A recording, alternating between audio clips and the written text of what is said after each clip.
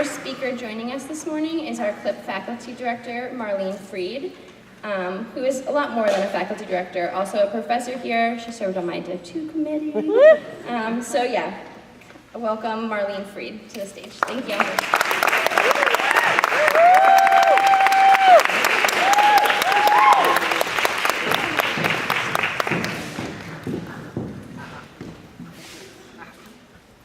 So the only people who haven't yet gotten thanked, let's hear it for Lauren and Zane.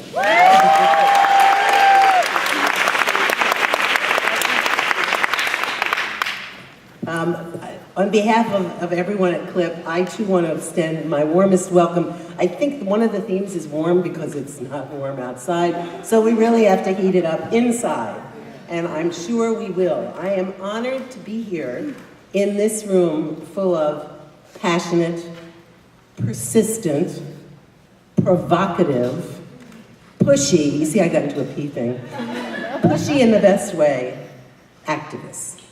We need to be here. I need to be here. I've been here for all 27 years and I need to still be here. I'm getting shorter, but I'm getting feistier as well. I was at Kennedy Airport last week and some guy, I know this is something that you've never had happen, was talking really loudly on his cell phone so the whole airport could hear him. But what he said was, even the drive here saps my soul. And I was thinking about that and I was thinking, just standing here in this room with all of you nurtures mine. Yeah. And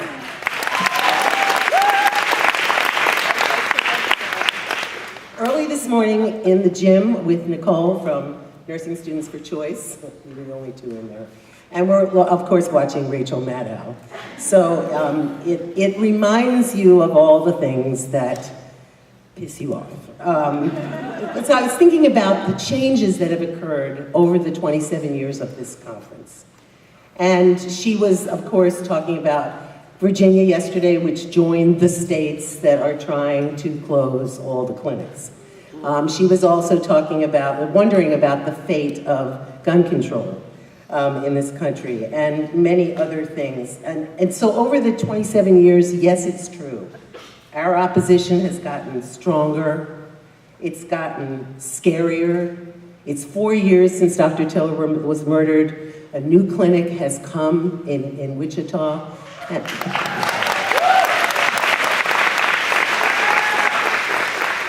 And the opponents are targeting the director of that clinic, and we need to have her back and the backs of all people who are targeted by the right. The right is attacking us on all fronts, even things we thought were settled. Voting rights, contraception. We thought these were givens. They're not.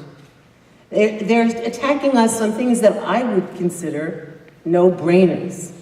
Really? Did they really want to exclude lesbian, gay, bisexual, Native American, and immigrants from the Violence Against Women Act? Yes, they did, but we won that one. So even though they've gotten stronger and louder, we too have gotten stronger, bolder, and louder. The Speak Out last night, as always, is a reminder of how much courage individuals have and need to have in this battle. I was on a boat in a remote part of the world a couple weeks ago on vacation. This won't just be a travelogue, I know, Kennedy there. And a woman, we were going to be on this boat with these people for 24 hours, and inevitably, these people I'm chatting with asked me what I do. So I decided, sometimes I don't, but I decided I would just say what I do. And the woman from England said to me, it's so unusual to hear someone from the United States say the word abortion. And I was reminded of this, one of the organizers of Take Root was quoted as saying that when she came to CLIP, it was the first time she'd seen the word abortion on such a big sign without bloody fetus pictures attached to it. So we have gotten bolder, we've gotten more out there, but we have also, and this is really important, gotten more clear about the fight that we're in. The conference title actually describes a historical progression, because you know it's not just, it's a mouthful, right? And so it wasn't like, well, they chose the snappiest title they could find, but it really shows how far we have traveled at CLIP as movement and as individual activists.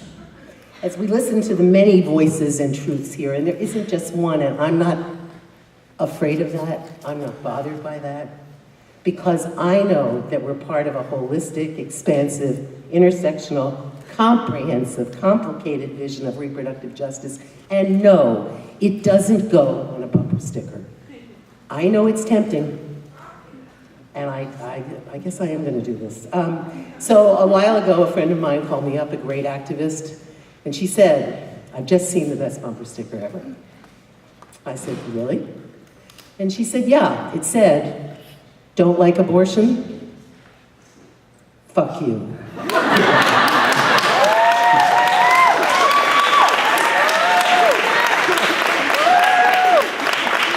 I wondered a lot if the former interim president of the college would say that. And I know it's going to be on YouTube. What can I say? So, but we are not. We know that not only is abortion not the only issue, it's not even the issue. That's not what our opposition is after. Our opponents want to preserve patriarchy, yes. They want to preserve white supremacy.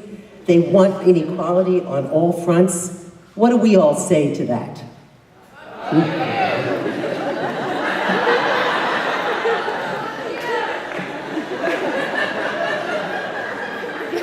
We're fighting for our power, our dignity, our human rights, and the value of all of us and our very survival. I've been working on an international abortion project, and I'm really struck.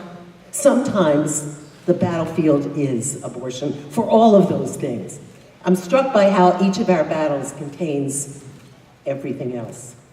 And I want to just quote something from this woman in Tanzania. She's an activist, but she's trying to explain, she works at the grassroots level, and she's trying to explain what her reality is. In our tribes, it is abnormal to oppose men's decisions on childbearing. It's men who decide how many children you will bear.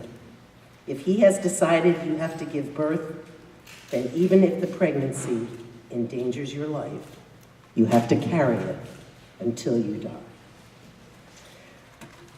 But often the battlefield is elsewhere. And that's what you're hearing here all weekend long, all the different arenas and struggles. And the challenge and the inspiration is to find the common threads and build the solidarity. Because I wish I believed that the arc of history bends towards justice all by itself, but I don't.